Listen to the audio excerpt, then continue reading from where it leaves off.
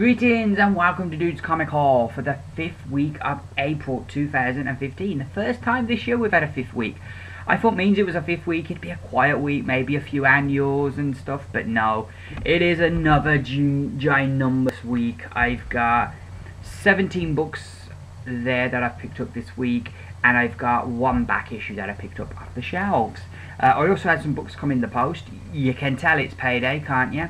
The first proper payday I've had since I left my other job in December, so it's really cool. Doing work and getting paid for it is really cool. So anywho, let's get into these comics. The first back issue that I got is Uncanny Avengers, issue number 3. I'm all on a bit of an Avengers kind of hype kind of thing at the moment because I love the movie. Avengers Age of Ultron, which was brilliant. Seen it twice, both times it was excellent, and me and my wife are taking my mother to see it on Sunday, so excellent. Be seeing it 3 times, and I might even talk my wife into taking her nephews to see it on the next day, so that'd be 4 times. Any excuse to go and see it again, because I really enjoyed it. Anywho, so I'm giving this a go. I really like Rick Remender, the writer. I like Daniel Acuna's art. I kind of had mixed feelings about the last half of this book, the last volume, you know, the first volume. So yeah, the story-wise, the team we've got in this, I'm not completely down with. I like Scarlet Witch as an Avenger. Quicksilver, I think it's great that they've put him back in the Avengers. The Vision has always been one of my favourite characters, so that's really cool. And seeing the new Captain America in there as well is good. I can't still get used to Rogue being an Avenger. To me, she's always an X-Man, and I would have, much preferred her to be in an X-Men book than an Avengers book. Likewise, Sabretooth. I can't get my head around him as an Avenger either. I thought, now that he's kind of become like a good guy, to see him try and live to the legacy of Wolverine, it would have been nice to see him maybe be in the X-Men, and I think there would have been a lot more stories you could have drawn from having Sabretooth in that environment than having him here. Also, Dr. Voodoo, I'm not really that into that character. So yeah, I'm not completely down with the whole team, but we'll see what it's like. I'm going to give it a whirl. We then have Batman. I got the variant, the movie cover variant. I'm not that big into variants. I'm liking some of the Valiant ones that my comic shop give me, but when they don't give me, I buy them. But when they put them in my order, they always tend to go for the variant ones. So I'm always appreciative of that. But I've not, other than the Valiant ones, I've not been that into the variants. But DC do some really good variants lately. They had the 1 month it was all Harley Quinn. The 1 month they had all covers by Darwin Cook. Variants, so they've done some really good variants, and I've really been in loving the movie cover variants. And this one, the Batman, I think it's a takeoff of the Mask. That is what I'm thinking. But yeah, I'm really liking how they do them, and this is the finale, I think, to Endgame. This will be the first book I read this week. I'm super stoked to read this. That will be read tonight. We then have Convergence, issue number 4. Not really been enjoying this series, hoping things are going to pick up. I'm getting the whole Age of Ultron vibe, because reading Age of Ultron, every issue I was hoping that it would get better, but it didn't. It's kind of ironic now that they've got the movie out and it's been so great, and that's called Age of Ultron, though it's completely different to the comic. But yeah, it's good to see something called Age of Ultron, that's good. But so yeah, Convergence for me, just the main book hasn't been working. I'm enjoying some of the tie-ins.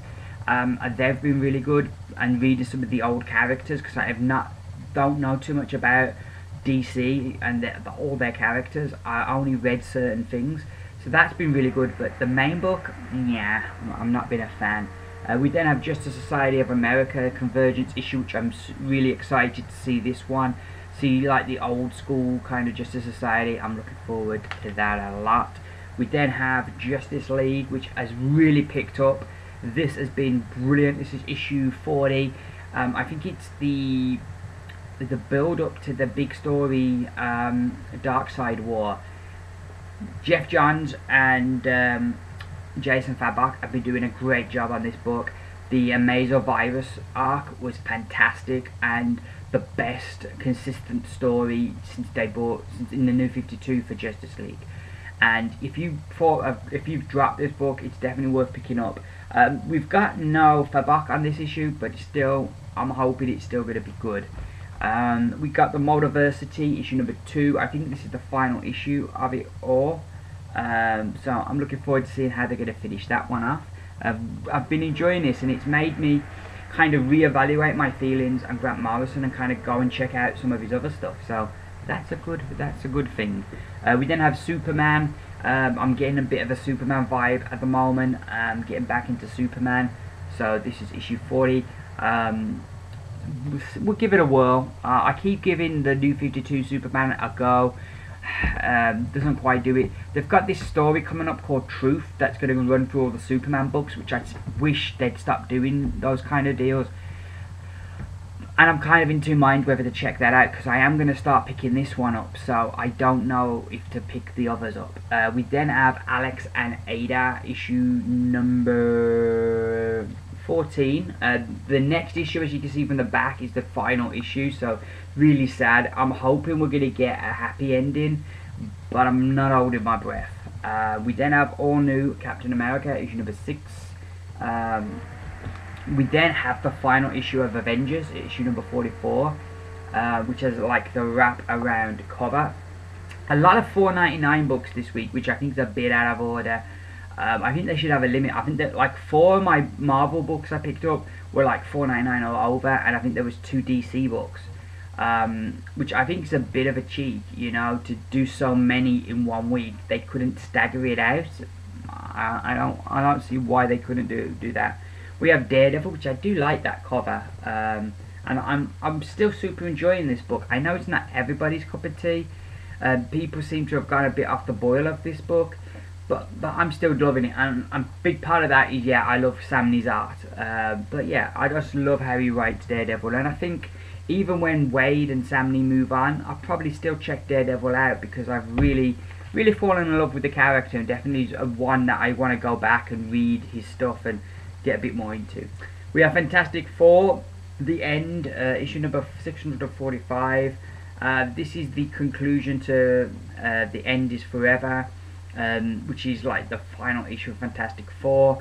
There's been all kind of conspiracy theories that it's because of the new movie coming out, and that they've radically changed a lot of stuff in it, that are the Fantastic Four, and that Marvel are pissed off, and so they're kind of going, you know, and whether that's true, I don't know.